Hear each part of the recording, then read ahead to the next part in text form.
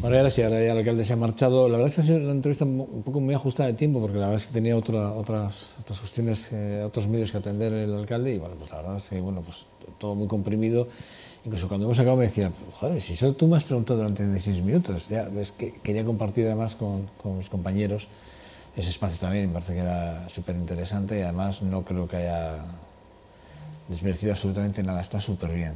Nos ha quedado, decía Señor, qué pena más, un poquito más de tiempo, ¿verdad, Señor? Sí, Bueno, sí. intentaremos que coincida con vosotros, además, la próxima vez también, para que tengamos algo más de tiempo y así podamos exprimirle algo más al alcalde. Pero son fechas complicadas también, ¿verdad? Todo el mundo quiere hablar con él, es el fin de año y todo el mundo quiere al alcalde, al alcalde, al alcalde. Todo el mundo quiere al alcalde. No, claro, cuando se hace el presupuesto es el momento de ir a pedir al alcalde, por lo tanto es el momento de pedir una entrevista. Y que por otro lado parece que en julio y en diciembre se acabe el mundo, que Siempre, no haya siempre mundo más pasa lo allá mismo, de... Entonces sí Siempre estamos pasa lo todos mismo, bastante más agobiados totalmente. en estas épocas. Bueno, Mario Garro también se tiene que marchar, tenía otras cuestiones también que atender, también profesionales, y bueno, pues nos hemos quedado los cuatro, perdón, y bueno. Yo os planteaba la semana pasada bueno, para vosotros, ¿cuál ha sido la noticia del año? Esa noticia este año un poco especial en todos los sentidos, porque incluso si miramos hacia el exterior, igual la noticia más importante probablemente para algunos, para mí no la es, pero para algunos será los titulares que ha dado Trump durante toda la campaña y su elección y su posterior elección, ¿no? como presidente de los Estados Unidos. Probablemente para mí son los muertos que se han quedado en el mar una vez más, ¿no? Para mí esa es la noticia y es con la que yo además me gustaría finalizar el año. Cómo mira Europa hacia el otro lado y de alguna forma, esa es mi noticia. Pero bueno, ¿cuál sería, para vosotros, cuál sería vuestra noticia?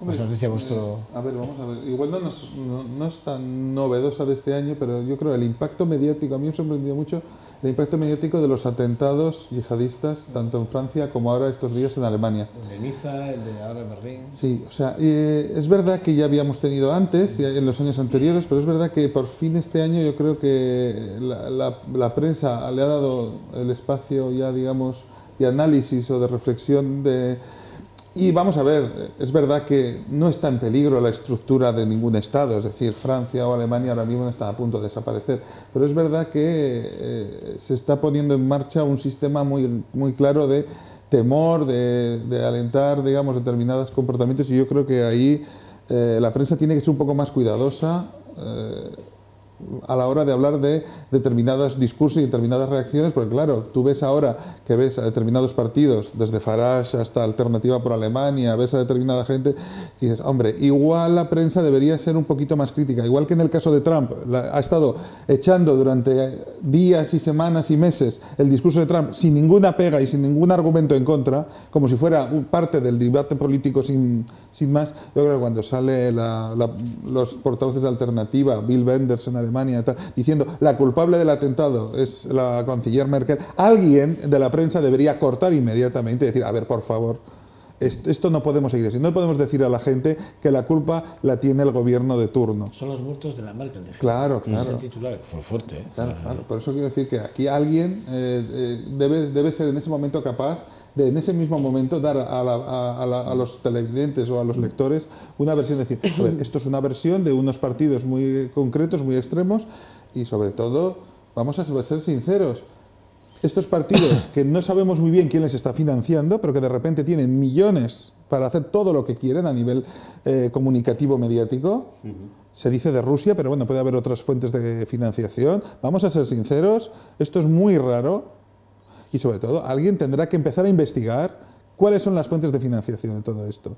Porque lo que no podemos permitir es que determinadas potencias extranjeras paguen a determinados partidos para acabar con todo el sistema político que tenemos hoy en día en Europa, porque es muy peligroso para los años venideros. Porque ya sabemos lo que sucedió en Inglaterra por no haber hecho nada contra el discurso de los tabloides británicos en contra de Europa. A veces era cierto y muchas veces eran barbaridades que no eran ciertas. Hemos llegado al Brexit.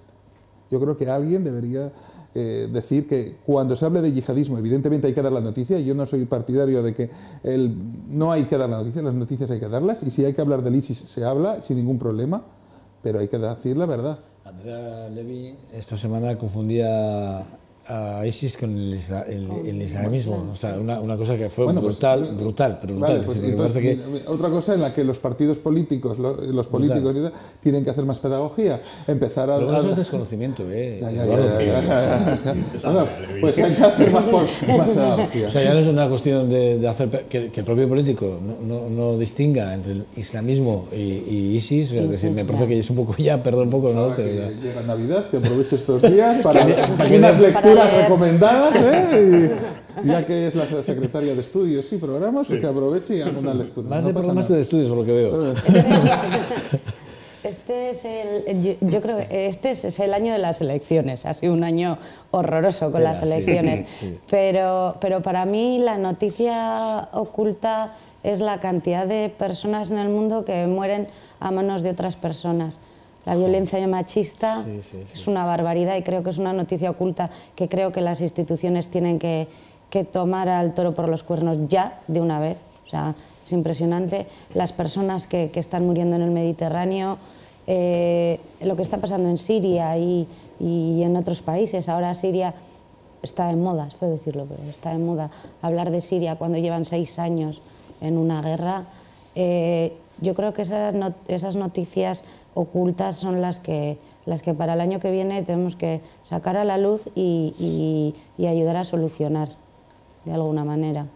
La verdad es que lo de la violencia de género, mira, yo ayer hacía una reflexión, fue ayer creo cuando hice una reflexión así, de estas que tiene uno cuando va paseando, escuchando música, y ayer yo reflexionaba al respecto de la violencia de género, porque sí que es verdad que ya llevamos 46 muertos este año, 46 mujeres asesinadas, no muertas, asesinadas.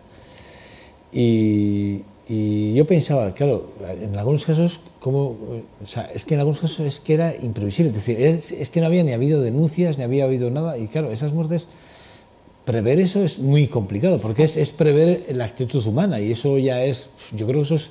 Bueno, eso es ir ya al género, no sé. Pero es que ¿cómo vas a hacer previsión de que, por ejemplo, el exdirector de TV3 por ejemplo, mata a su mujer porque le dice que se quiere divorciar? Por ejemplo, eso es imprevisible. Eso es imprevisible. Es que no es que sea previsible o imprevisible, es en qué clase de sociedad estamos viviendo, que hay personas que se creen por encima de otras y que se creen capaces de poder matar a otra persona porque no comparte mi opinión. O sea, es que yo creo que va mucho más allá. Es decir, nadie está por encima de nadie. Y creo que ese tic de estas personas que se creen por encima de otra y que se creen con todo su derecho a matarla, hombre, por favor, pero yo ver más allá, si me permitís. Yo es que quería, la reflexión mía iba, es decir, pensaba en esto que estamos diciendo, ¿no? Que las muertes de mujeres... las mujeres asesinadas de forma imprevisible, es decir, que no hay ningún dato que diga que su marido pueda asesinarla, ¿no? Y de la noche a la mañana, bueno, hay un caso incluso de gente mayor, de gente de 70, 80 años, que en un momento determinado, pues en algún caso creo que este mismo año el marido mata a su mujer, asesina a su mujer porque debe estar muy malita y no la quiere ver sufrir y decide, bueno, y luego él además se suicida. Bueno, ¿quién puede prever eso? Eso es imprevisible. Pero hay otras que son las que a mí me pueden doler más, me duelen todas.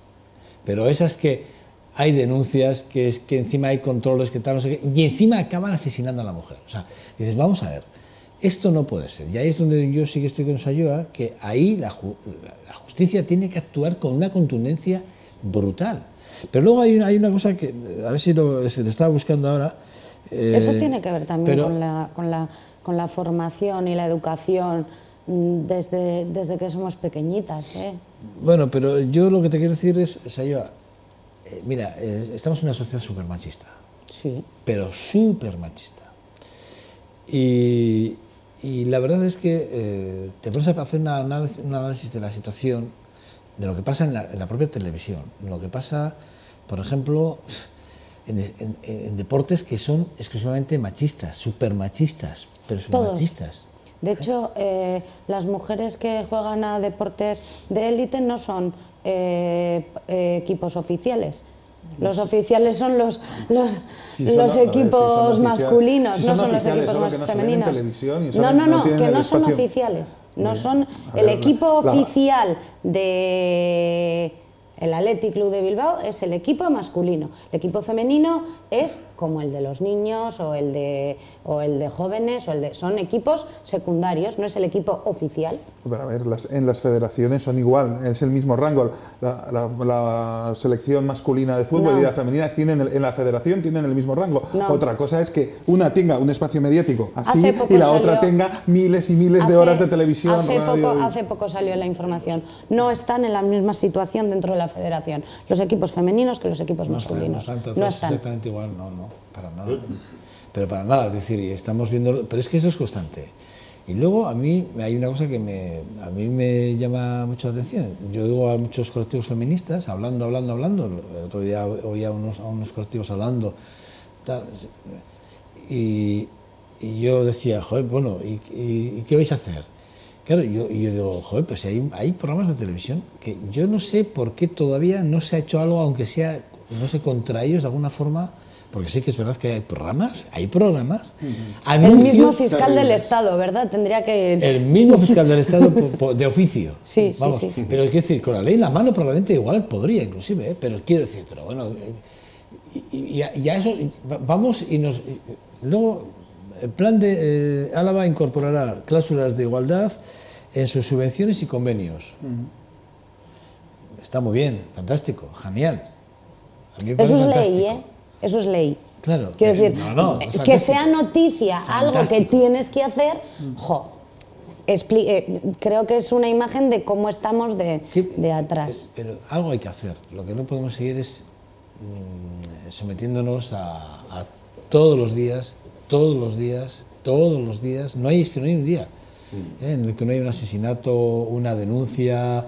Bueno, o sea, me parece que es de verdad, además es que ya es todos los días. Y esto no es como... Yo no soy el experto, pero a mí me duele. Pero también esto que vemos ahora es el fruto del trabajo que se ha hecho. La visibilización de la violencia también es parte del trabajo hecho, es decir, porque antes esto pasaba igual, simplemente que nadie denunciaba, o muy poca gente denunciaba y muy poca gente decía que esto había que pararlo, es decir, antes se veía de normal determinadas cosas, quiero decir... Antes era violencia doméstica, ¿no? Se dejaba en el ámbito privado de la vida incluso. Cosas ¿no? que pasan en casa y ni siquiera se llamaba violencia. Sí, eso es, eran cosas que pasan en casa. Yo antes no lo sé, pero sí sé que ahora la situación que hablamos de que estamos en una situación de igualdad no es cierta. No es cierta. Y hace falta empoderar a las personas, y para empoderar a las personas hay que dar capacidades a las personas. No puede ser de, no, vamos a... empodérate, ya, pero dame las soluciones, dame acciones, dame algo para que tenga esa capacidad de empoderarme. Nos tenemos que creer que las personas tienen que ser protegidas por el Estado, da igual por qué motivo, es decir, el Estado tiene que tener un papel.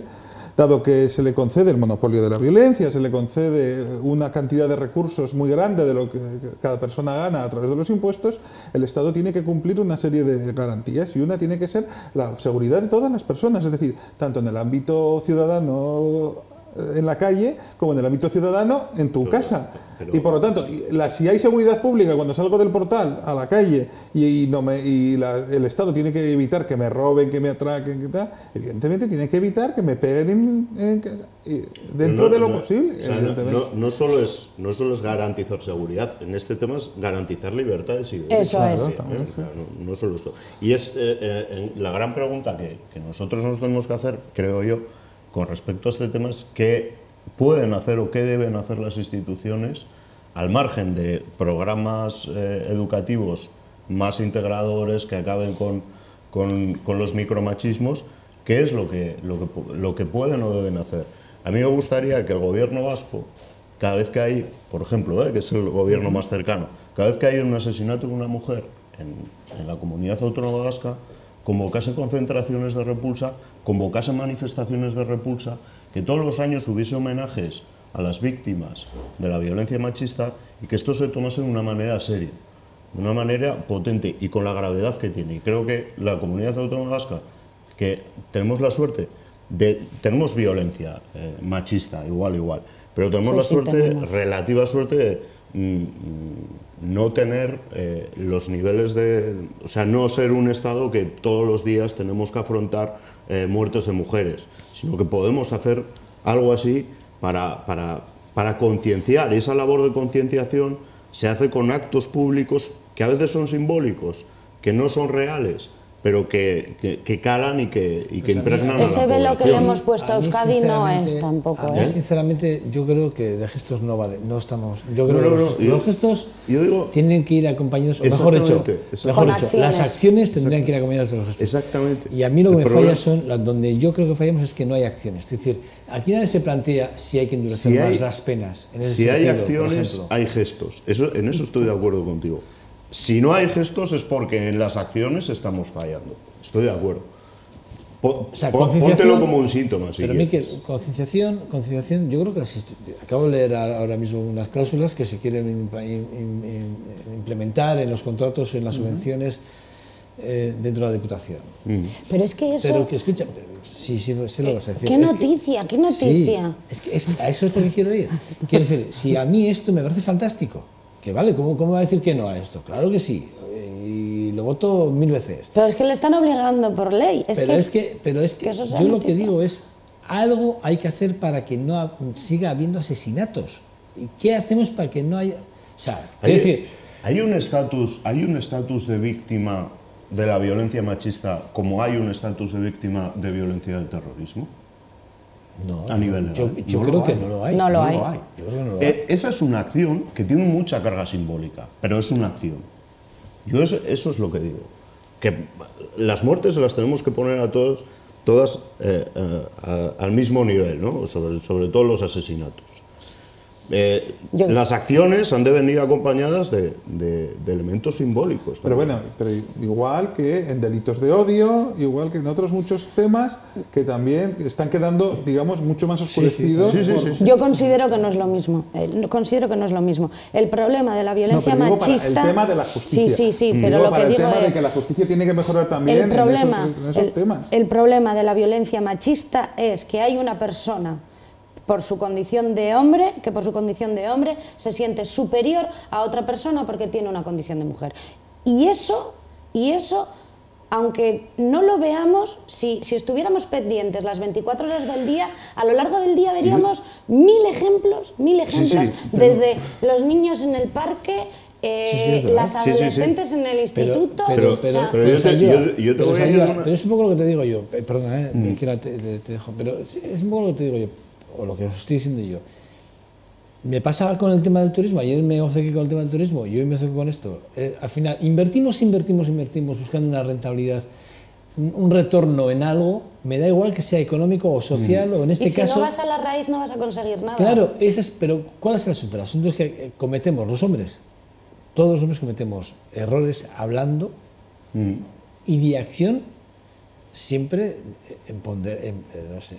nos empoderamos nosotros mismos, o sea somos el macho alfa y ya está, y cometemos esos errores con las mujeres de forma constante, y hacia las mujeres y hacia nosotros mismos, porque nosotros, pero de forma pero escucha, pero en algunos casos es porque vivimos en una sociedad que nos lo permite y tal, y solo, salvo que haya una mujer en la que te diga, oye, ese comentario igual, un poco, claro, te hace reflexionar. Igual es un comentario que forma parte de tu vida y tú no tienes ningún matiz machista, pero efectivamente hay partes del lenguaje, ¿verdad?, que permite, ¿no?, que, bueno, ostras, y cuando una mujer está al lado y te dice, oye, ese comentario, ostras, pues igual te hace reflexionar y dices, pues efectivamente eso tengo que cambiar. Pero no todo el mundo reacciona así. Ni todo el mundo se da cuenta de esto, pero resulta que las campañas que hemos lanzado, campañas institucionales, campañas a nivel de institutos, campañas a nivel de... O sea, sí, pero tú sabes la cantidad de dinero que hemos destinado a esas campañas que al final hemos visto que no han hecho su efecto. Pero si es que las campañas para evitar la violencia machista en las fiestas de Vitoria-Gasteiz van desde el ridiculizar con muñequitos o con imágenes de animales un tema que es muy importante y que es muy grave, a poner en los bares del Casco Viejo un cartel con una lista, un DIN A3 con una lista de recomendaciones que hacer ante un caso de violencia machista que no se lee absolutamente nadie. O sea, las campañas de sensibilización son realmente malas. Y esto, evidentemente, es porque no nos estamos planteando el tema con la gravedad que exige. Ayer hablando con Pillo López de Munain aquí, hablamos del tema del SIDA. Ha vuelto a repuntar mucho, además entre los homosexuales jóvenes, los chavales han perdido el miedo. Que han perdido el miedo y que además, claro, que no han vivido tampoco esas campañas duras de hace 10 años atrás, que no las han vivido. Y claro, ¿qué pasa? Ha vuelto a repuntar. Claro, campañas que sí que fueron efectivas, pero ¿a través de qué? Ahí utilicemos la palabra miedo. Nos dio, bueno, la palabra sería nos acojonó.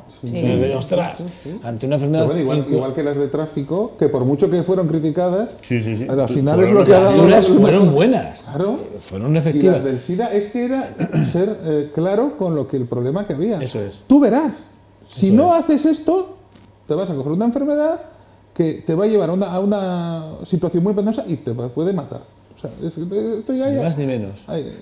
Pero con el tema del SIDA, yo creo que es diferente porque es cierto que la percepción de riesgo o de consecuencias con respecto al SIDA se ha rebajado mucho al hacer los avances médicos. El problema, o sea, y yo hablando con gente que trabaja en el sector, en Osakidetza, dice, el problema ahora mismo no solo es el SIDA que está aumentando, el problema son otras enfermedades venéreas como la sífilis, que ha tenido un repunte brutal y que tiene unas consecuencias hoy por hoy muy graves. No te voy a decir peores que las del SIDA, porque el SIDA tiene una estigmatización social, etcétera, etcétera, pero que en términos de salud, hoy por hoy hay muchos problemas con la sífilis. Pero si volvemos ahora con esto que acabamos de hablar, cogiendo este último párrafo, si lo trasladamos ahora a la violencia machista, hacer el ejercicio ese mental de decir, claro, yo he utilizado el término miedo. El hombre no tiene miedo a nada. No, claro. El que tiene es la mujer. Y el papel de la mujer es fundamental, sin lugar a dudas, porque, por ejemplo, cogiendo los datos del Consejo General que hemos conocido esta semana, nos damos cuenta de la cantidad de denuncias que se acaban retirando y retiran las propias mujeres. Es verdad que se cambió la ley precisamente para que de alguna forma la justicia pudiese intervenir de oficio y poder seguir, aun cuando la propia... Pero claro, también, a ver, el retirar las denuncias parte del hecho de que muchas veces son mujeres que tienen hijos con esas personas que les maltratan, que forman parte de un núcleo familiar y que por lo tanto, digamos, le hacen sentir culpable de que estás perjudicando al Pero eso familiar. Es decir, es importante. Tiene una dependencia, pero esa dependencia, ahí es donde tiene que actuar el Estado. Y garantizarle a esa mujer y a esa familia que se vaya o no se vaya. A veces es una dependencia emocional, lo que hay. Y lo que hay que hacer es no llegar a esa situación, y lo que hay que hacer es educar. Yo no estoy hablando de la económica, estoy hablando de la dependencia en todo el arco, o sea, en la plenitud de la palabra. Sea dependencia emocional, sea económica, ahí es donde la institución tiene que hacer un esfuerzo porque le da una garantía, una cobertura importante. Porque a mí me gusta, la frase de las personas somos personas, hay que empoderar a las personas, me gusta, pero no es real. Quiero decir, el hombre está empoderado y la mujer no. Claro. Por lo tanto, sí hay que empoderar a la mujer. Y cuando hablamos de, igualdad, pues igualdad. No, señores, que es que no es lo que estamos viendo, que es que no es lo que tenemos ni en Vitoria ni en ningún lado, que no es lo que hay. Que no hay igualdad, Es que no la hay. No existe. Y hacemos unas campañas y nos esforzamos y no conseguimos. Alguien llegó a decir hace poco que tienen que pasar 140 años para que realmente la mujer coja ese empoderamiento que necesita para tener esa igualdad que realmente estamos reclamando. 140 años. Y algunos... Perdona, pero hay algunos que dicen, hombre, pero fíjate cómo estábamos. Hombre, faltaría plus. O sea, fíjate cómo estábamos. Otras personas te están diciendo que es demasiado optimista ese estudio que habla de 140 años. El problema también es la inmigración. Porque no todo va en la misma dirección, porque con la inmigración está habiendo un choque, pero está habiendo también una pérdida de valores. Es decir, en el sentido de que, pues si la niña musulmana no quiere hacer gimnasia, que no haga. No podemos permitir eso. O sea, no podemos permitir que sea distinta porque es musulmana. En ese sentido, no. Si la niña tiene que hacer un plan de estudios, y hemos decidido que el plan de estudios es incluye gimnasia, tiene que hacer gimnasia. Pero tú sabes que los planes de estudio, dependiendo de las condiciones de los niños, y esto también es ley, deberían tener un currículum, cada niño debería tener un plan curricular específico para ese niño o para esa niña. Y eso no se hace tampoco, ¿eh?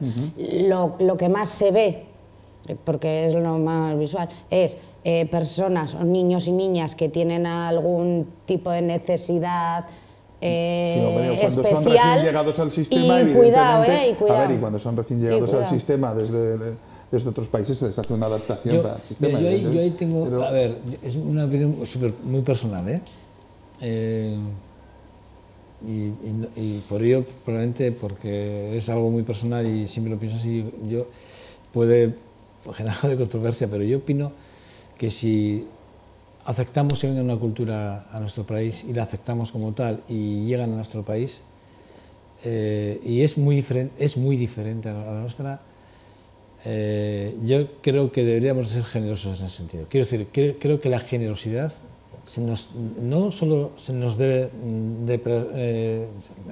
no debe ser solo digamos lo que se nos presupone, sino que debería de ser como tal, ¿no? Es decir, a mí me parece que si hay 4 culturas o 5 culturas o 7 o 15 culturas en nuestra ciudad, yo creo que... Sí, pero el marco público tiene que ser igual para todos. Pero igual deberíamos revisar ese marco público. Bueno, vale. Igual deberíamos revisarlo. Quiero decir, a mí, yo oigo por ahí a mucha gente hablar, yo a veces, mira, oí a esa gente hablar en un bar, ¿no? Estás tomando un café, me pasó hace meses, pero me ha venido a la cabeza, tomando un café, y delante de mí había un matrimonio, bueno, eran cuatro personas, y estaban con 2 niños y tal, estaban hablando delante mío, y estaban diciendo, no, pues es que joder, es que no puede ser, decía, es que no puede ser que vengan aquí y, oye, quiero comer, como soy musulmán no puedo comer no sé qué, oye, si vienes aquí, come lo que tienes que comer, porque tienes que comer lo que... o sea, ese tipo de cosas, ese tipo de comentarios, hablando del machismo no machismo, ese tipo de comentarios al que hacíamos antes, también pasa al inverso, es decir, hablando del choque de culturas. Pero vamos a ver, un ejemplo, y voy a poner... Acabo.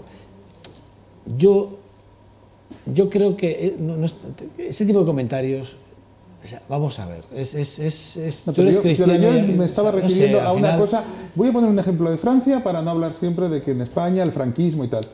Una profesora que me daba mis clases de francés, ella era francesa, había vivido en Francia y luego ya mayor se había venido a España. Y decía que ella, de joven, jamás se le hubiera ocurrido ir sola a una cafetería o un bar, porque no se iba en aquella época. Porque las mujeres no iban solas, los hombres iban solos, pero las mujeres no iban solas. Y entonces, cuando vino a España le sorprendió, digamos, cuando en los años 60-70 ya las mujeres iban solas a los bares. Y decía, joder, ¿qué cambio ha pegado esto?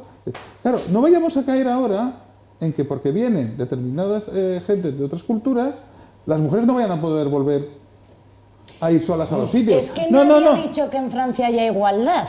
Digo porque tienen también un problema ahí. Pero he dicho para poner un ejemplo de algo que pasaba afuera, porque es que en España cuando dices algo que pasaba en los años 50 o 60 siempre... De hecho, en Francia las recomendaciones, igual que aquí, las recomendaciones en fiestas son no vayas sola, que te acompañe un chico a casa, en las fiestas de Francia te vas a Bayona, te vas a... Y las recomendaciones son esas, que dices, no, perdona, es que yo no quiero que alguien me acompañe, yo lo que quiero es ser libre para poder moverme igual que lo eres tú. Exacto, por eso digo que en el espacio público las condiciones tienen que ser iguales para todo el mundo, sea de la cultura que sea. Y no podemos aceptar... Pero no podemos aceptar... Yo comparto tu opinión también, sí. Pero a mí me parece muy fuerte que la gente hable de ese tipo de cosas. En el espacio público las condiciones son iguales para todos. No, bueno, deberían ser. Deberían. Ese método está bien. Ahora bien, esas condiciones se tienen que basar en derechos y libertades, no en imposiciones culturales o de cualquier otro tipo, ¿vale? A partir de aquí empecemos a construir una serie en el espacio público. Por ejemplo, yo no entiendo cómo el Estado puede permitir que una persona no, ¿cómo decirlo?, no escolarice a su hija porque no le dejan ir con un velo. Lo primero es el derecho del niño a ser escolarizado y a tener una educación pública. Y por encima de eso están las religiones y están las creencias de las personas individuales, que luego las pueden desarrollar en su vida privada o en sus centros religiosos como quieran y cuando quieran. Pero en el espacio público, y por eso creo que es bueno que volvamos a revitalizar y a darle fuerza a lo público como gestor de la convivencia y garantista de los derechos y las libertades. Pero ahí estamos en la cosa. Si luego de repente ese niño o esa niña va a un colegio donde tiene unas normas de vestuario, las normas de vestuario tienen que ser igual para todos. Sí, igual para ella también. Pero nadie critica en Vitoria que en Adviento, en los comedores de los colegios, de algunos colegios concertados, solo se da pescado. Y eso nadie lo critica. ¿Por qué? Yo quiero que en ese colegio se dé carne. No, nadie lo critica. Es que es nuestra historia. Y como nuestra historia es religión cristiana, católica, apostólica, y los católicos en Adviento no comen carne, se da pescado. O los viernes, la manía de... hay en muchas casas y hay en colegios concertados, que a mí si son privados, bueno, pues cada uno sabrá. Pero si son concertados, cumples con la libertad de las familias. Los viernes se da pescado, es el día del pescado, es por esa historia. Entonces, ¿Está prohibido que el colegio elija el menú? No. El colegio elige el menú para toda la semana. Claro que no está prohibido. Por lo tanto, pero digo, se critica que una familia en concreto no quiera que su hijo coma cerdo, pero no se critica que el colegio obligue a comer pescado. No, lo que se critica es que exijan la alternativa, porque habrá gente que diga, yo no como cerdo y ese plato no lo como. La alternativa tiene que existir siempre, siempre tiene que haber alternativas. Y más, hoy en día que algo estamos haciendo mal con la contaminación ambiental, la contaminación de las aguas y lo que sea, que tenemos a un montón de niños y niñas con alergias de todo tipo, O sea, hay niños y niñas, que lo pasan fatal. Me parece bien. Fatal. O sea, por criterio sanitario. Pero quiero decir que alternativas tiene que haber siempre. O sea, a mí lo que me parece increíble es que a día de hoy en la escuela pública todavía se dé clase de religión. Por ejemplo, yo no lo entiendo. Y me da igual de qué religión sea. Estados Unidos o Francia, y fíjate que Estados Unidos es un país con mucha religión, en la escuela pública no entra la religión, ¿vale? Y es cierto que tiene una escuela pública como la tienen, ¿no? Pero no entra la religión. Y para mí esto es una cosa en la que el Estado tiene que no imponer, sino hacer valer su fuerza para tratar a todos por igual. Si introduces la religión, ahí es cuando empiezan a marcarse las desigualdades, yo creo, ¿no? Sí, yo creo que ese es otro tema que hay que tener en cuenta, ¿no? Y creo que es cuestión de voluntad. Es decir, ¿qué hace la religión en las escuelas públicas? Pues chico, si quieres dar religión católica, tienes un montón de espacios que además se han cedido, para que... No te estoy diciendo colegios. Sí. Es decir, tú llevas a tu hijo a un colegio público y si quieres que se eduque en la religión cristiana, bueno, pues le llevas a la parroquia del barrio a catequesis o lo educas tú en tu casa. O lo educas en casa, eso es, que quiero decir que nadie hay espacios. te lo va a impedir. Miguel, ¿tú qué tema queréis tratar hoy? Pues yo he pensado así que... os veo muy negativos. A ver, porque es la noticia más impactante del año. Sí, o sea, estoy de acuerdo, y contigo, Eduardo, estoy bastante de acuerdo en el sentido... desacuerdo, iba a decir, no puede ser.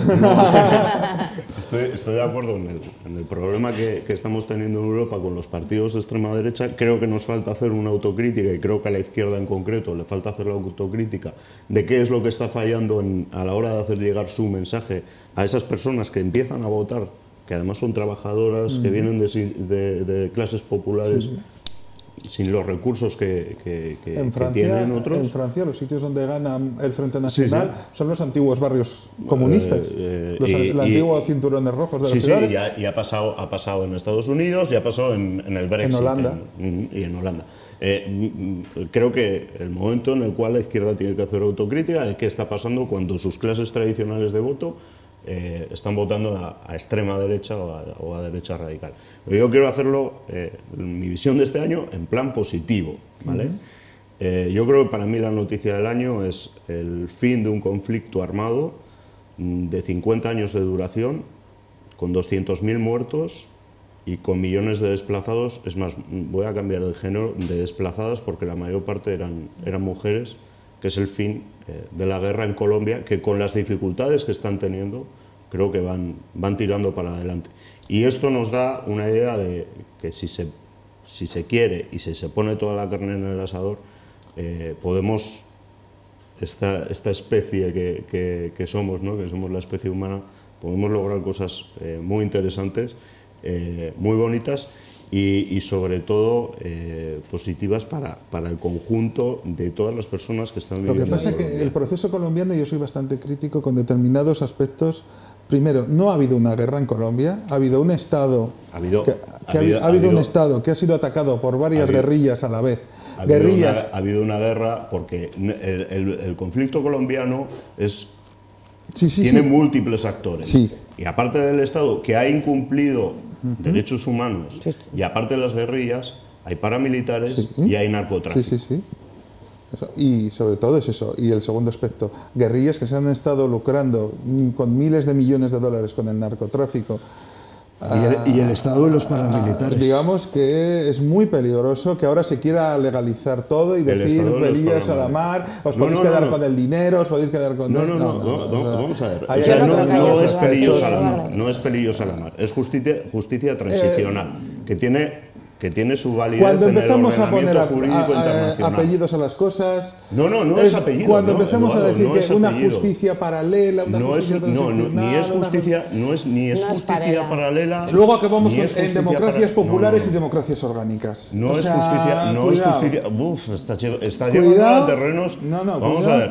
Yo creo que el sistema político en Colombia ahora mismo no se está poniendo en cuestión, ni mucho menos. Se está aplicando un método de justicia tradicional avalado por las organizaciones internacionales como la ONU en otros conflictos, como por ejemplo el conflicto de Sudáfrica, para acabar con el apartheid, para acabar con una guerra que, te repito, han generado 200.000 muertos y millones de desplazados y todavía muchos desaparecidos, que no sabemos qué ha pasado con ellos, y en beneficio de toda la comunidad. Para mí esto es un paso importantísimo. Pero sigues hablando de guerra, y la guerra es otra cosa. Y evidentemente... ¿Qué es una guerra? Claro. Un conflicto entre dos ejércitos. Hombre, y aquí la guerrilla que se nutre del narcotráfico, no podemos ponerla al mismo nivel que al Estado colombiano y a su ejército. Del narcotráfico se ha lucrado muchísima gente. Y el gente, Estado también entre otros, que por cierto, le acaban de abrir una investigación judicial a Álvaro Uribe por vínculos con el narcotráfico, o sea, expresidente de Colombia en 2 mandatos. O sea que... A ver, ya sabemos que ahora que el gobierno colombiano tiene grandes problemas y ahora a ver qué utilizan contra Álvaro Uribe, también vamos a ir viendo.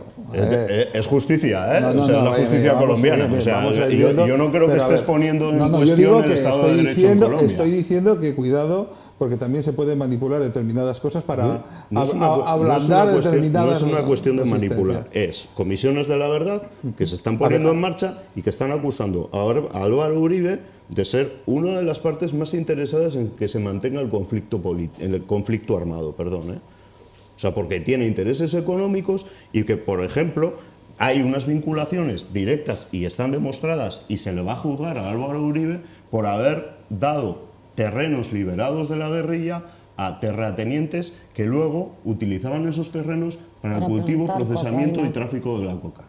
Bueno, vamos a ver, pero vamos, Álvaro Uribe lleva muchos años en política, lleva muchos años, digamos, con una vida, digamos, pública bastante conocida, y por lo tanto me parece muy raro que de repente tenga ese lado oscuro que nadie haya visto en tantos años, Pero porque él ha sido senador, presidente... En cualquier cosa tendrá que responder por esas evidentemente, nadie dice que no, pero digo, me parece... Pues claro. me sorprende mucho porque es una persona que lleva más de 30 años en la política colombiana. Bueno, no creo que llevar muchos años en política sea ya digo como personaje público para que tenga ese lado que nadie hubiera descubierto hasta ahora. Quiero decir que... Bueno, es una persona... sí, pero no se demuestra. Hablando ya de Colombia y volviendo aquí a Euskadi, ¿qué os parecen las detenciones de Iparralde? ¿Cuál es vuestra opinión al respecto? Bueno, ya les han soltado, los han puesto en libertad, con cargos, pero los han puesto en libertad. Pero ¿cómo lo veis? Aquí ha habido análisis para todo tipo esta semana. ¿Cuál es vuestra propia valoración? Pues evidentemente, si están incumpliendo determinadas leyes y tienen armas de forma ilegal o explosivos de forma ilegal en su casa, la justicia actúa, se les detiene y se les juzgará como cualquier otra persona que hiciera lo mismo. O sea, es que esto si lo hiciera una persona con otras motivaciones, digamos, yihadistas, digamos, no nos escandalizaría, ¿no?, que la policía francesa la detuviera, sobre todo ahora en Francia, que están en periodo especial, digamos, de especial alarma de movimiento de armas, movimiento de explosivos. Pues evidentemente la ley actúa y les detiene, y ahora tendrán que decidir de dónde ha pasado. Yo simplemente creo que haya gente que no le conviene la paz y que no quieren la paz y la convivencia. Creo que hay determinadas personas o determinados grupos o determinadas organizaciones o determinado lo que sea que no les conviene la paz y que no la quieren. Y sin embargo, la ciudadanía, creo que la mayoría de la ciudadanía sí queremos la paz y queremos llegar a acuerdos y queremos vivir en paz. Por ejemplo, me pregunta Eduardo. Algunas organizaciones, algunos gobiernos, algunos partidos, algunas... Lo creo. Orain el otro día en el titular, yo ya lo he dicho esta semana 2 veces, creo que esta va a ser la tercera o la cuarta vez que lo digo. Orain ponía el otro día que Francia, el gobierno francés, el gobierno español no tiene ningún interés no quieren poner ninguna resolución al conflicto. Yo creo que es más de no tiene interés de poner, porque la actitud del gobierno español había sido la de casi dejar hacer, ¿no? Bien, lógicamente aplica la justicia teniendo en cuenta que no entra en cuestiones de diálogos o de resoluciones de conflicto con esos criterios internacionales para la resolución de conflictos marcados por organizaciones internacionales como la ONU. Como no entra en eso, evidentemente ejerce la justicia, que es una justicia derivada de una situación de conflicto, una situación excepcional que hoy afortunadamente no vivimos. Pero esas personas han violado la ley. Sí. Tienen armas, tienen explosivos... Si no te lo estoy negando, Eduardo, por lo tanto... no te lo estoy negando. Yo digo que hay herramientas para llegar a acuerdos. El problema del gobierno español es que dejaba hacer a los demás y que nosotros hiciésemos aquí, y ha pasado a tener una actitud de torpedear todos los gestos que se pueden hacer desde la sociedad civil. Porque te voy a recordar una cosa, tendrán armas y tendrán explosivos y lo que quieras, pero no son miembros de una organización armada y se les detiene como miembros de una organización armada, ¿vale? Están ahí para hacer una labor, y además pública, porque lo habían declarado, de deshacerse de arsenales de ETA. Ya está. Bueno, entonces eso es colaboración con banda armada. Bien, bueno, como ¿vale? Tú quieras llamarlo, como tú quieras bien, llamarlo. No, como lo llama el Código Penal. Yo como sociedad civil, el Código Penal lo organiza así. Veremos cómo está el Código Penal en Francia, porque yo no lo conozco el de aquí, pero el de Francia no lo conozco, no sé cómo es. Yo creo que en Francia, es más, en el propio gobierno francés y en los propios partidos que sustentan al gobierno francés, o en el partido que sustenta al gobierno francés, está habiendo muchas críticas con respecto a la posición de esta operación policial, ¿eh? O sea, muchas críticas. Yo lo que te digo es, la justicia puede decir lo que quiera, el Estado puede actuar, y me parece muy bien que actúe contra las personas que creen que tengan que actuar, y luego la justicia decidirá si son culpables de cometer delito o no. Un momento. Como todos los demás casos, evidentemente. Ahora, a esas personas que son de la sociedad civil, que no son miembros de una organización armada, yo les voy a agradecer mucho la labor que están haciendo para que en este país haya una situación de convivencia digna y una situación de convivencia en justicia. Yo no les voy a agradecer absolutamente nada. En el cual, en esa situación, por ejemplo, ahí creo que tenemos que hacer una reflexión autocrítica, algunos, de reconocer los errores que se han cometido a lo largo de la historia de este país. Yo no les voy a agradecer absolutamente nada y evidentemente el que colabora con banda armada, en este caso ETA, no es una colaboración con fines, no es una colaboración con fines delictivos, es decir, no se colabora para cometer delito, se colabora para hacer un desarme. Se colabora para cometer un delito, porque tú no puedes tener explosivos y armas en tu casa como si fuera aquello. El delito para destruirlos, se tiene para destruirlos. El delito es cometer el asesinato, o cometer el atentado, o cometer el robo. También, pero colaborar con también es delito. Yo preguntaba esta semana si ETA mañana, la organización terrorista ETA, decidiese mañana poner fecha y hora y lugar para la entrega de las armas, ¿qué pasaría? Si el gobierno de España aceptaría sí o no. Yo quiero además decir otra cosa, el gobierno vasco también se ha ofrecido en ese sentido y la organización terrorista ETA tampoco le ha hecho caso al gobierno. Es decir, que por un lado vemos, llamamos o decimos que el gobierno de España parece que no tiene ningún interés, pero por ejemplo, cuando el gobierno vasco se ofrece, el interés, los que no muestran interés en este caso sería la organización terrorista, ¿no? Porque sí que es verdad que alguien quiere intermediar para dar una salida al conflicto. Y está hablando del gobierno, porque cuando hablamos del gobierno, claro, como está Urkullu, parece que hablamos del PNV, pero yo creo que ahora mismo la situación en Euskadi es que cualquier partido que estuviese en el gobierno, yo creo que cualquier partido se ofrecería, porque el conflicto lo tenemos en el País Vasco. Yo creo que España lo ve como muy lejano y además como ya no hay asesinatos, ya no hay muertes, como todavía que se ven ya mucho más lejanos que antes. De hecho, en orden de importancia, si recordáis, fijaros cómo ha ido bajando el terrorismo, fijaros cómo ha ido bajando, O sea, es decir, a la gente cada vez le preocupa menos, evidentemente, pues porque estamos hablando de un conflicto político. Antes era un conflicto armado, antes era otra cosa. Antes era terrorismo. Antes era terrorismo. Entonces, quiero decir que de alguna forma estamos viendo cómo... O sea, yo me pregunto, ¿qué pasaría? Y es la pregunta que he hecho esta semana, y ha habido opiniones para todo tipo, pero yo la pregunto a vosotros, ¿qué pasaría si mañana ETA decidiese poner una fecha en el calendario y un lugar con una hora para entregar las armas? Yo creo que va a tener que ser una decisión unilateral. Creo que va a tener que ser una decisión unilateral porque sigo creyendo que hay a personas o a gobiernos que no les interesa eso. Lo creo así. Yo no creo que haya fecha. Y no creo que haya fecha porque si pones fecha y te van a detener, lógicamente ellos quieren hacerlo, ese desarme en unas condiciones de seguridad, y es lógico. Entonces, en el momento que se desarmen, y yo espero que llegue cuanto antes ese desarme, en el momento en el que se desarmen, lo harán de una manera repentina y sin hacerlo, los pasos previos, sin hacerlos públicos. A ver, yo pregunto, yo digo esta pregunta porque la pregunta tiene muchas connotaciones. Estáis hablando de Colombia, daros cuenta de qué ha pasado en Colombia dentro de las negociaciones. Ya ha habido negociaciones aquí, es que nadie habla de negociar nada, si os dais cuenta. En las negociaciones en Colombia, uno de los puntos más importantes era el paso a la política de las FARC, ¿no? El paso a la política. Pero dentro de ese paso había otro paso intermedio que era mucho más importante, los que tienen delitos de sangre. ¿Qué pasa con los miembros que ahora mismo están huidos y que tienen delitos de sangre? Es que, claro, es que yo entiendo que no es fácil ni para la organización terrorista ni para el gobierno esa postura. Es decir, porque ¿de qué hablamos? ¿De poner solo las armas y...? No. Esas armas, alguien decía aquí esta semana que, claro,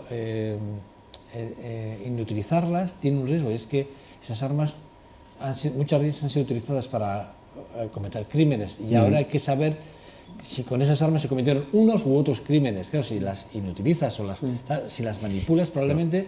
Escucha, es que estamos hablando de todo, es que no es fácil, claro, es que estáis hablando, pero veo que no acabáis de entrar a mí en lo que me parece que es importante, y aquí está esa parte y está la otra parte que es sumamente importante, y es, claro, la organización terrorista ETA tendrá que sacar un listado o pondrá nombres encima y tendrá que negociar las penas o no penas, y si el gobierno concede o no concede, y es que ahí es donde está, yo creo que... Es decir, ¿Cómo que tendrá que comparecer para contestar a las preguntas de los casos que quedan por Pero resolver? ¿Cómo se está haciendo en Colombia? En Colombia se hace, vamos a ver. Se destruyen armas. Que no caigas en el error, porque no caigas en el error de compararlo con Colombia, que no es comparable con Colombia, ni tan siquiera con Irlanda. Cuidado, no tiene nada que ver. El proceso es un conflicto diferente, pero el proceso de paz de Colombia está dejando un pozo en la metodología para la resolución de conflictos que va a ser aprovechado en resoluciones del conflicto futuras. No creo que se pueda aplicar al caso vasco. Pero yo te cuento cómo se está haciendo en Colombia. En Colombia se destruyen las armas, hay una serie de crímenes que no se han reconocido por parte de las FARC y que a partir de ese diálogo se reconocen por parte de las FARC, y esas personas que han cometido delitos de sangre entran en cumplen una especie de pena en unos campos donde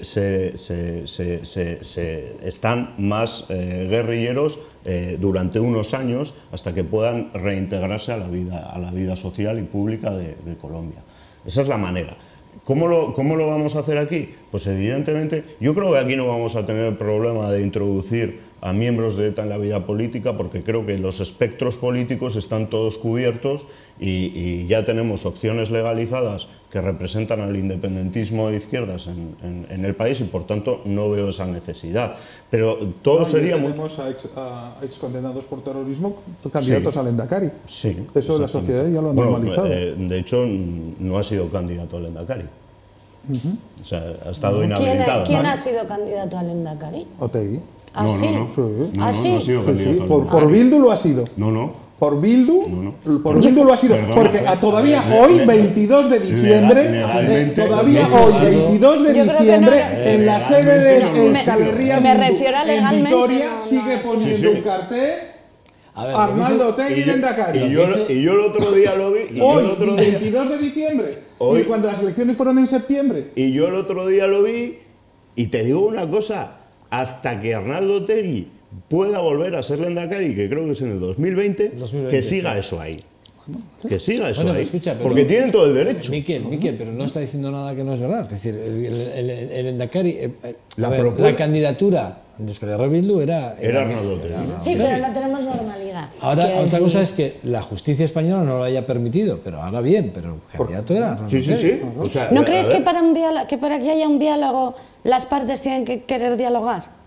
Y que las partes no quieren dialogar, y que entonces poco podemos hacer la sociedad civil cuando las partes que tienen que dialogar no quieren dialogar. Pero es que creo que no es culpa de uno. Yo ahí sí creo que la sociedad civil tiene mucho que hacer. La sociedad va por un lado y los políticos van por otro. Si es que parece mentira que no lo sepáis.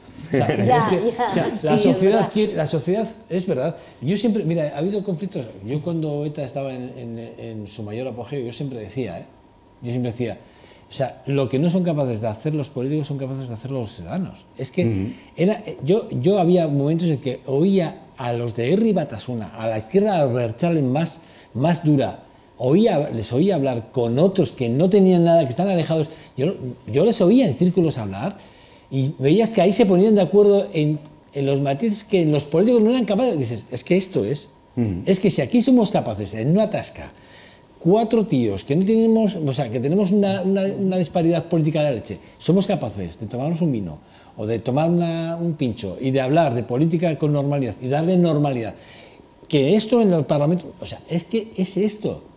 El ciudadano va por aquí, el político va por allá. Al político, una vez que le han dado el voto y ya tiene su asiento aquí, o sea, te mira como, y este es un bicho, ¿no? Este que me está pidiendo ahora, este es un bicho.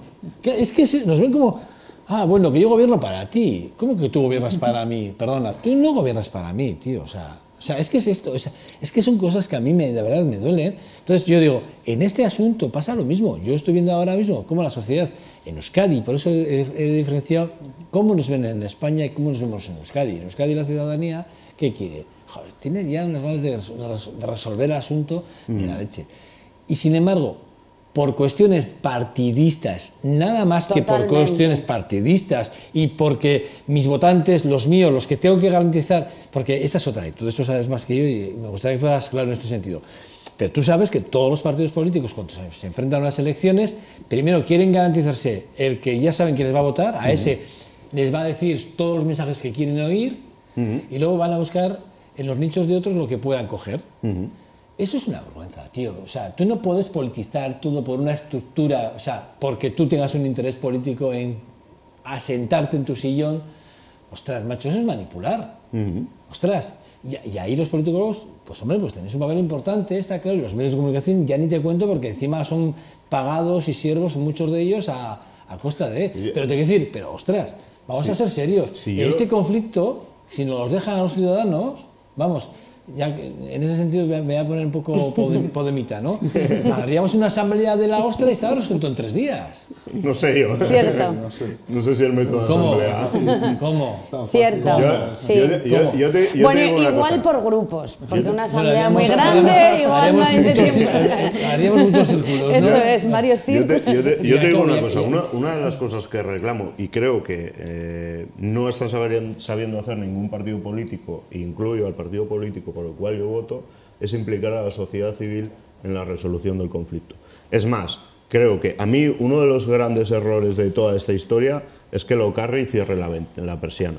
Es que otros agentes como Gesto por la Paz cierren la persiana. Yo no creo que el trabajo de estas dos organizaciones se termine en el momento en el que ETA decide abandonar la lucha armada como método de acción. A mí me parece un error muy grave, y creo que ahora no tenemos herramientas para poder sacar a la ciudadanía más allá de los partidos políticos, teniendo en cuenta que la ciudadanía está terriblemente desconectada de los partidos políticos y de los políticos. Pero eso fue decisión propia. Sí, o sea, por eso, sí. Y, hombre, yo puedo criticar esa decisión propia. Sí, o sea, no, pero a mí no me pareció adecuada. Y no me pareció el momento, ni mucho menos. O sea, el tema de que hagamos una conferencia de paz en Ayete, que salga muy bien, que vengan unas personalidades, que es increíble que vengan personalidades del nombre de Kofi Annan o de Powell, fue muy bueno. Yo estaba en Barcelona, lo estaba viviendo en Barcelona, la declaración de ETA la viví en Barcelona. Y yo lo veía con la distancia, pero con la cercanía emocional, porque ha sido una cosa que me ha afectado personalmente y en la cual he estado implicado, pero yo no creía, cuando conocí la noticia de la desaparición o autodisolución de Locarri, yo me lo tomé como una muy mala noticia, porque creo que son herramientas que a la ciudadanía le pueden servir para impulsar y para presionar de cara a que los políticos no hagan lo que están haciendo ahora, que es mirar a su electorado pequeño. A su ombligo. Están mirando. Bueno, yo creo que, o sea, y en este sentido hay cosas buenas y cosas malas. Yo creo que en todos los partidos políticos, ha habido gente... Ahora te voy a decir una cosa, he sido muy populista. Sí, pero en todos los partidos políticos ha habido gente que, en todos, O sea, que Eduardo me iba a llamar demagogo. En el espectro vasco ha habido gente que ha apostado por la paz. O sea, hasta en el Partido Popular ha habido gente que ha apostado por la paz. Otra cosa es que esas apuestas y esas pues hayan salido mal, ¿no? Pero bueno, yo creo que sí hay políticos, no a los que les interesa a ellos, sino que apuestan en todas las facciones políticas por llegar a un entendimiento. Bueno, lo que sí que está claro es que... Pongamos en valor a esos políticos y no a los otros. Dentro de este conflicto, dentro del tema de la disolución de ETA, digo, que lo de las armas es importante, pero... No solo queda eso. Pasamos pliegos y pliegos de páginas y nos damos cuenta que luego estamos hablando otro de los temas, y no vamos a entrar en el debate, porque sería muy largo, es el tema de quién escribe la historia, esa es otra. O sea, ahora estamos debatiendo, yo creo que es otro error, es decir, ya se escribirá cuando haya que escribir, si es que además habrá que dejar un largo tiempo para que se asiente un poco todo, porque ahora hablar de quién va a reescribir y quién escribe o quién tal, pero si todavía estamos... Esto no es historia, esto es un relato político. Todavía tenemos recientes, todavía los últimos muertos de la banda terrorista encima de la mesa, o sea, es decir, que es que todavía, es que a las familias diles que, o sea, ¿cómo vas a hablar con esas familias? ¿Pero cómo va a escribir un relato histórico? Claro, una secretaría bueno, del gobierno vasco? Es que es mentira. no te va a hacer un pero relato histórico. ya no entro en quién lo Es que escribe siquiera. el relato histórico No solo te se lo puedes escribir. A ver, no puedes. El relato histórico Te lo solo se escribirán puede... historiadores, te lo escribirá la gente cuando mire las fuentes. Pues es que yo para saber lo que pasó en la desde guerra luego, civil, no va a ser Jonan me gusta Fernando. para saber lo que pasó en la guerra civil, me gusta leer lo que escribió el que estaba en la batalla del Ebro por un lado y el que estaba en Rusia por el otro y el que estaba porque quiero saber la historia. Mucho de esto, serán los que tengan que dar. El relato común compartido, desgraciadamente, solo hay una manera de llegar a él, que es a través de una negociación política entre todos en condición de igualdades. Y si no la tenemos, y desgraciadamente no la tenemos, en los marcos, por ejemplo, de la Declaración de Anoeta, pues tenemos un problema, porque nosotros, unos tendrán un relato y otros tendrán otro relato. Y confrontarán y volverán a generar conflictos. Pero son relatos políticos, no mezclemos con los Claro. relatos No, yo hablo No tiene nada que ver. de relatos políticos. Nada tienen que ver. Hablo de relatos Sí, están políticos. además en los puntos opuestos. Para mí, el político es el político y el histórico es el histórico. Sí. Luego en medio probablemente esté todo a la... Ya veremos dónde está, pero en medio igual encontramos todas las verdades. Porque claro, los historiadores también tenéis conciencia política. Sí, pero de verdad que procuras ser leal con las fuentes y procuras ver el posicionamiento de una fuente y otra fuente. Por eso es bueno tener todos estos testimonios de uno que estuvo en el frente, de uno que estuvo en el exilio, de otro que estuvo... Pero son testimonios. Es decir, es que claro, no confundamos el de los testimonios de la memoria con la historia, el relato histórico completo.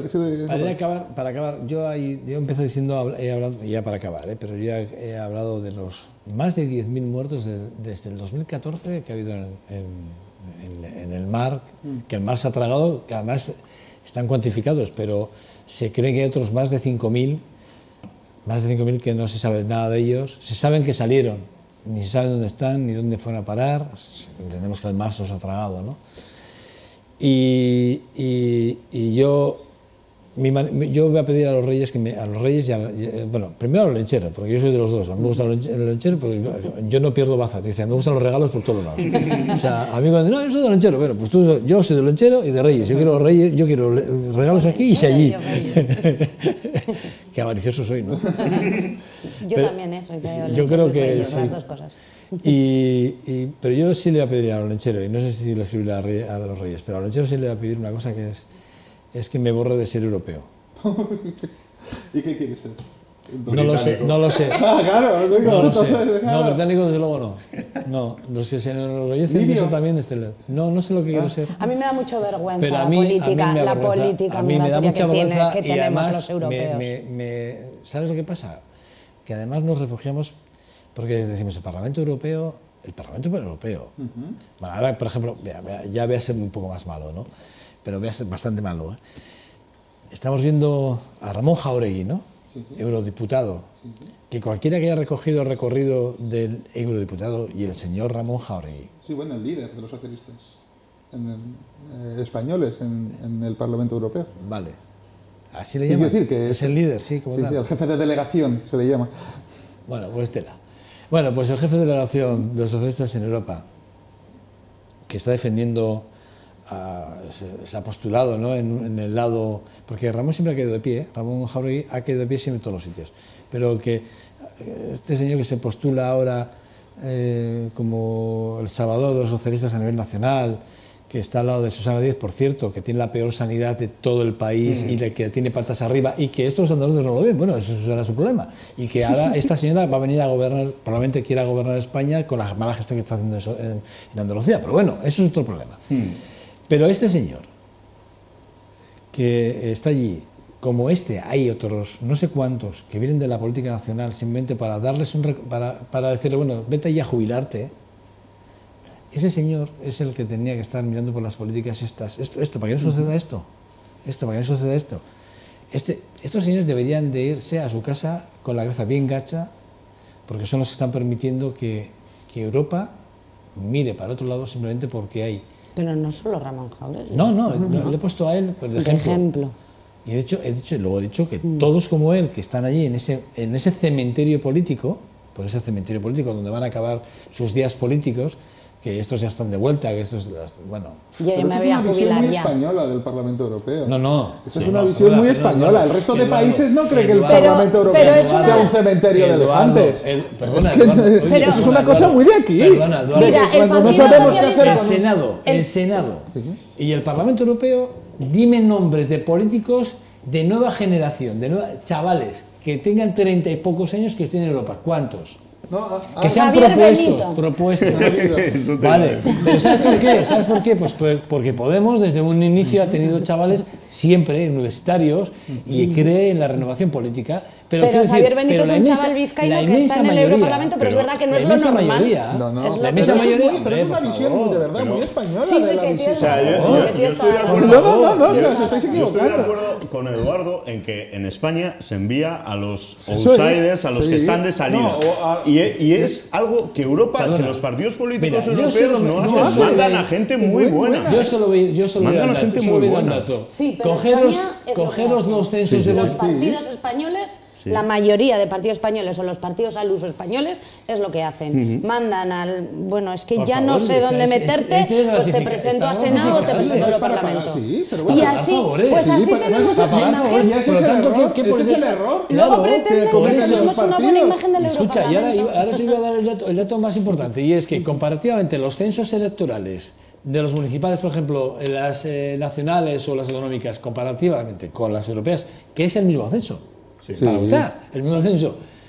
¿Cuál es la participación? Sí, pero ¿Cuál es la también participación? Lo cual quiere decir, ¿cómo percibimos o cómo percibe el ciudadano el Parlamento Europeo? Lo percibe como algo muy lejano y además, ya últimamente, cuando les preguntamos a los ciudadanos en la calle directamente, te dicen, a mí no me ayudan a nada, a mí no me solucionan, porque al final, el que habla, el que vota, el problema que tiene es tan de inmediatez, es tan de ayuntamiento, que es donde realmente le resuelven su problema, o de gobierno vasco, o de diputación, que es donde le va a resolver el problema, que aquel que dice que aquella norma, por ejemplo... Pero es que También Europa es creo- subsidiaria. Lo que hace Europa no lo hace con una oficina en Vitoria, lo hace a través del gobierno vasco y del gobierno central. Es que Europa no pone oficinitas en todas partes para que veáis lo que yo hago por vosotros. Eso se le deja a los Estados miembros. Y eso es lo que me parece injusto, que solo se hable de Europa para mal. Y cuando hace bien, eso es el gobierno vasco, medalla. Esto es el gobierno tal, medalla. No, yo no he dicho eso, ¿eh? Es que eso es lo que no Yo no he puede dicho ser. eso, ¿eh? Pero eso es lo que Yo no he dicho pasa. eso. Digo que la percepción del ciudadano, a pesar de que tú digas esto, y estoy de acuerdo contigo, la percepción del ciudadano no es esa. No es esa. Yo percepción creo, del Joseba, que ciudadano. va cambiando la percepción del ciudadano con respecto al Europarlamento. Creo que va cambiando. Creo que va cambiando porque también va calando en nosotras que el 80% de la legislación que nos llega desde Europa. Hombre, y sí claro. que creo que Te esa están diciendo, percepción este va tiene cambiando. 5.000 millones más de recortes, te está diciendo eso. Y dice, no, Europa. es que viene de Europa. ¿El gobierno de España? No, el gobierno de España nada. Que por eso te digo Claro, ¿cómo no va a cambiar? que es bueno también que esa percepción vaya cambiando y que además eso creo que va a acabar obligando a los partidos a mandar Bueno, a espera, gente. espera, y aquí igual no se puede explicar, porque claro, ¿cuál es la conexión entre el gobierno europeo, digamos, y el Parlamento Europeo? Claro, ya empezamos mal. Es que no hay un gobierno europeo. Ya empezamos mal. La Comisión La Europea. comisión, no, no, Entre la Comisión pero ese es otro Europea error. y el La Parlamento comisión Europeo. son los administradores que ejecutan lo que se aprueba. Pero los Vamos, el gobierno. Es decir, no. Ellos les llaman Que comisión. sí, Que no. se llama comisión, No, pero al porque el final... verdadero que sí. gobierno es el Consejo Europeo donde están los 28, bueno, luego serán 27 presidentes de las naciones, que son los que de verdad deciden. Y luego los consejos de ministros de ramo. Claro. Esos son los auténticos gobiernos en La Europa. comisión ejecuta y pone en marcha con los expertos que tiene contratados lo que ya se ha aprobado, tanto por el Consejo Europeo como por el Y Parlamento. al Consejo Europeo no lo eliges No. directamente, Ya, lo no, eliges no, indirectamente. es verdad, es verdad, Estoy es diciendo verdad. yo, estoy diciendo, ¿cuál es la conexión entre el Parlamento y la Comisión? ¿Cuál es la conexión? Mucha. ¿Pero cuál Porque es? son los que tienen un frente común contra el Consejo Europeo normalmente. En el 80% de los temas, la Comisión, que es la que hace el primer borrador, y el Parlamento, que es el que tiene que aprobar el último borrador, van unidos. El problema es que del borrador que sale de la Comisión pasa por el Parlamento Europeo, lo que suele quedar no tiene nada que ver. Señores, no tengo más tiempo. Nos hemos excedido, pero siendo el último programa y además no teniendo deportes ahora, pues he aprovechado algo más de tiempo, sin más. Feliz entrada de año. Lo mismo, os deseo Feliz Navidad, el mejor de mis deseos y en nombre de todo el equipo. Quiero hablar en nombre de todo el equipo porque es un lujo contar con vosotros. Y nada, pues en la próxima temporada, el día 9 de enero empezamos, o sea, esa semana os tocará el jueves de esa semana. No sé qué cae, pues creo que será 12, ¿no? Creo que es 12. Estaréis aquí otra vez. Dios mediante. Dios mediante. Y espero que después de que hayáis disfrutado de las vacaciones, de que os hayáis relajado. Y ya vendremos. Vale, lo paséis bien, de verdad. Vale. Igualmente, sí. Por TV Real. Para nosotros. Vale. Bueno, nosotros hasta aquí. Nosotros despedimos este 2.5 Gasteiz. Es el último de este año. Y hoy, de forma muy especial, sí que es verdad que todo el equipo que hacemos posible en esta televisión, esta única televisión local que tenemos en Vitoria y en Álava, bueno, queremos desde este 2.5 Gasteiz, bueno, desearles lo mejor para este año que entramos y bueno, pues eso, que no sé si les ha tocado la lotería o no, pero si les ha tocado fenomenal, si no les ha tocado es el Día de la Salud. En cualquier caso, también yo casi apuesto más por la salud que por el dinero en este caso. Pero que en cualquier caso les deseamos lo mejor. Sean buenos y nos vemos a partir del día 9 de enero.